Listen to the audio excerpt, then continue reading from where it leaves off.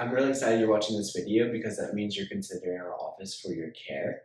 I want to talk a little bit about our approach, but specifically, I want to talk about the patients who brought us to this approach. So, when I came out of school, I was a very orthopedic, movement, sports chiropractor. I had adjustments and soft tissue and rehabs, and I was going home ready to change the world. Then I started noticing a pattern with some of our patients. We were really, really good at doing traditional wellness chiropractic.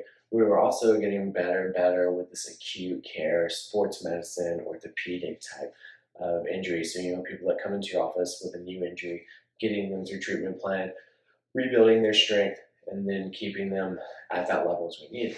But we noticed a small percentage of our patients that weren't responding to these care. Case study one that really changed me was I had a patient with neck pain. We did all the things, soft tissue, rehab, adjustments. It didn't get better. Interesting thing was an amazing of this patient to be self-aware to do this. They went to counseling. Their pain was gone in 1, 2 visits max.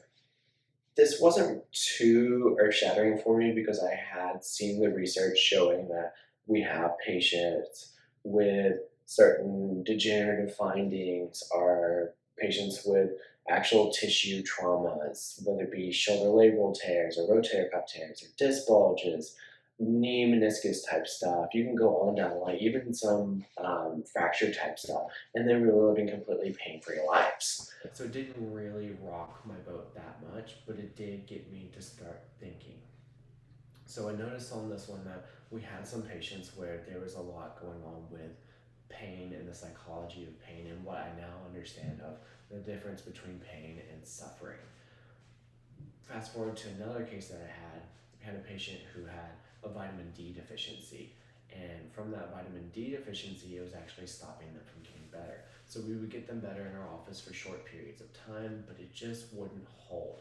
And so I noticed around our 6th visit that I started asking questions because this wasn't our typical success story. And I found out that there was a history of vitamin D. We got the patient on vitamin D. 2 visits later, the patient was completely pain-free again. So I've started along this way noticing these things. Another interesting case study is we've had a lot of patients with Cushing syndromes, or thyroids, any type of really metabolic psoriatic type arthritis that's causing these broad-based pains. So we started paying attention to that. So naturally, the approach now has to become different, especially when we have acute pain patients who are scared about their pain, or we have chronic pain patients who they're just not getting answers. This is when we now have to look at lifestyle modifications and also look at the psychology of the pain and what's going on in there.